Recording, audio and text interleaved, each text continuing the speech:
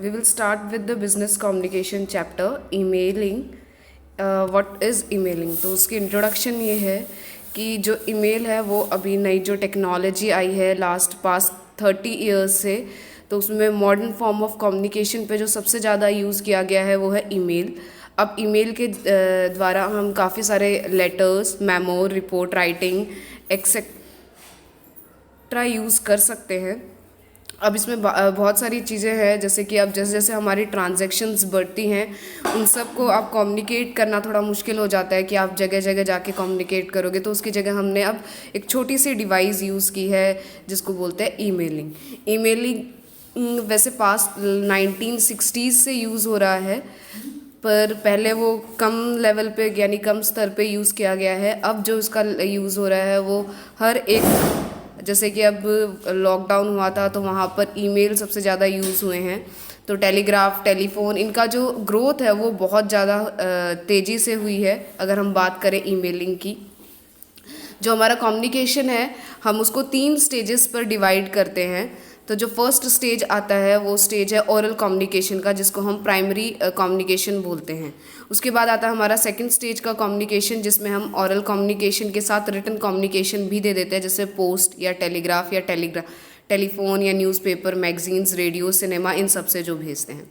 उसके बाद जो हमारा आता है थर्ड स्टेज, जिसमें हम मॉडर्न स्टेट ऑफ कम्युनिकेशन की बात करते हैं, जो धीरे धीरे डेवलप हो रहा है और काफ़ी हद तक डेवलप हो चुका है, जो अब ग्लोबल विलेज बन गया है, जहाँ पर हमारा जो बिज़नेस था पहले लोकल मार्केट तक ही सीमित था, पर जैसे जैसे अब हमारा ग्लोबली हम बिज़नेस कर रहे हैं तो उसमें हम जगह जगह जाकर तो कम्युनिकेट नहीं कर सकते, तो इसके लिए हम मेल यूज़ करते हैं या फिर नई टेक्नोलॉजी जो आई है जैसे कि computer, internet, email, satellite, mobile phone, voice mail, अब हम व्हाट्सएप यूज़ कर रहे हैं, टेलीग्राफ यूज़ कर रहे हैं, इस तरह की टेक्नोलॉजी हमारी थर्ड स्टेज में आती है, जिसमें हम रिटन और ओरल कम्युनिकेशन दोनों ही कर सकते हैं।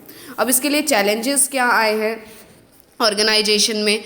नई टेक्नोलॉजी है, समझने में टाइम लगा है, लोगों को पहले समझ में नहीं आया था कि इस टेक्नोलॉजी को किस तरीके से यूज़ किया जाए, क्योंकि ट्रांजैक्शंस इतनी ज़्यादा हो रही थी, बिज़नेस को इतना ज़्यादा हम आगे बड़े स्तर तक लेके जा रहे थे, तो उसके लिए ज़रूरी था कि हम ये सारी चीज़ों को कम्युनिकेट करें। तो कम्युनिकेशन अब फेस टू फेस ना होकर हमें एक ऐसी टेक्नोलॉजी चाहिए थी जिससे हम यहाँ से बैठे बैठे अपने बिज़नेस को आगे या फिर कम्युनिकेट कर सकें।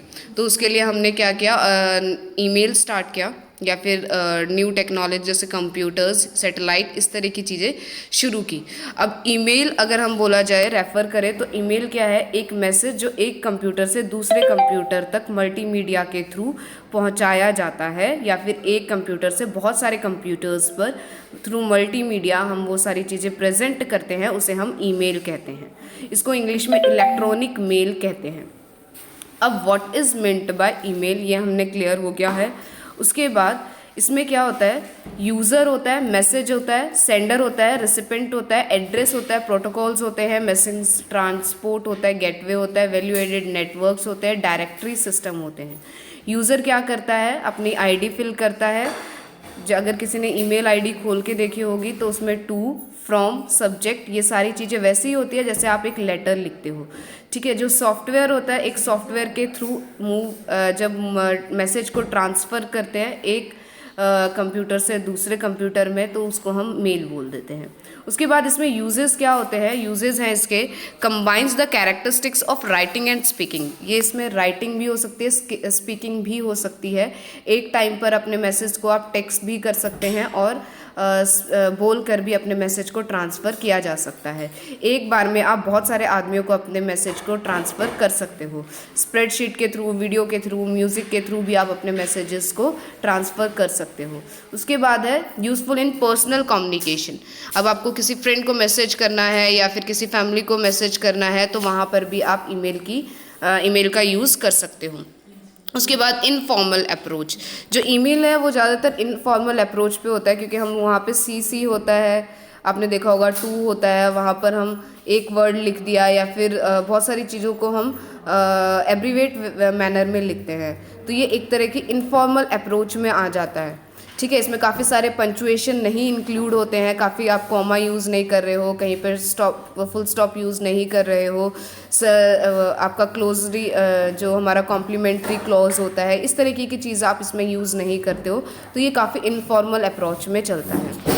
अब ईमेल को किस तरीके से देखा जाए कि वो किस तरीके से काम करता है। अगर हम ईमेल की बात करें तो सबसे पहले आपको क्या करना है, ईमेल का मैसेज सेंड करना है। तो उसके लिए आपको लॉगिन करना पड़ेगा। कंप्यूटर नेटवर्क, आपके कंप्यूटर नेटवर्क होना चाहिए, यानी इंटरनेट होना चाहिए, ठीक है। उसमें यूज़र नेम आएगा, पासवर्ड आएगा। उसके बाद आप रिसीवर्स का एड्रेस लिखोगे, यानी रिसीवर की मेल आईडी लिखोगे जिसको भी आप अपना मैसेज भेज रहे हो। उसके बाद आप कंपोज करोगे मैसेज, और उसके बाद सेंड का ऑप्शन क्लिक करके आप अपने मैसेज को सेंड कर सकते हो। उसके बाद आता है आपको कि मैसेज को रीड कैसे किया जाए। आपने लॉगिन किया, आपने इनबॉक्स चेक किया, इनबॉक्स में आपके लॉगिन करके आपकी मेल आईडी ओपन होगी, इनबॉक्स चेक किया, इनबॉक्स में आपका मैसेज आया होगा, आप उसको रीड करोगे, ठीक है। आपको जो भी कुछ करना है उस मैसेज के साथ, डिलीटिंग, स्टोरिंग, प्रिंटिंग, आप वहाँ से कर सकते हो, रिप्लाई भी कर सकते हो, ठीक है। इस तरीके से हम अपने मेल को भेज सकते हैं और पढ़ सकते हैं। अब इसका एडवांटेजेस क्या होते हैं, मैसेज को ट्रांसमिट किया जा सकता है बहुत जल्दी, पर्सनल या इनफॉर्मल लैंग्वेज में भी आप अपने मैसेज भेज सकते हो। टेलीफोन कॉल्स या फिर इस तरह की चीज़ें की ज़रूरत नहीं होती अगर हम कंपेयर करें दूसरे डिवाइसेस से। तो यहाँ पर जो टाइम है वो बच जाता है, क्योंकि आपको जाना नहीं पड़ता, वहीं पर आपका मैसेज ट्रांसफ़र हो जाता है। उसके बाद इलेक्ट्रॉनिक मेल को आप मेमोरेंडम के तौर पर भी भेज सकते हो, या रूटीन के लेटर्स भी इसमें भेज सकते हो। इसकी कॉस्ट मिनिमम होती है, क्योंकि आपको सिर्फ एक इंटरनेट फैसिलिटी अपने फ़ोन में या फिर अपने कंप्यूटर पे लगवानी होती है, और एक टाइम पर मैसेज काफ़ी रिसीवर्स को सेंड किया जा सकता है।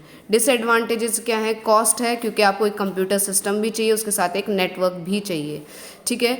अब जो मेल है वो अपने मैसेज को इतना जल्दी भेज देता है, तो कई बार हमें लगता है कि हमने बहुत ग्रामेटिकल मिस्टेक कर दी है या फिर कुछ गलत हो गया है, तो वो हम उसको बाद में ठीक नहीं कर सकते अगर एक बार मैसेज सेंड हो गया है तो। उसके बाद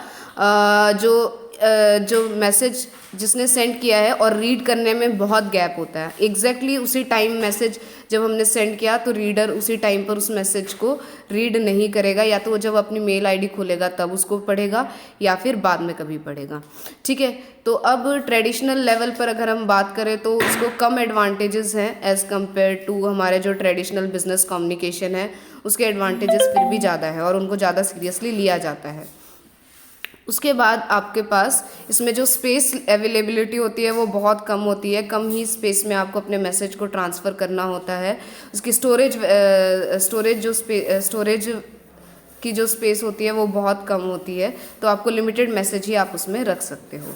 तो ये था हमारे ईमेल के एडवांटेजेस और डिसएडवांटेजेस। Thank you.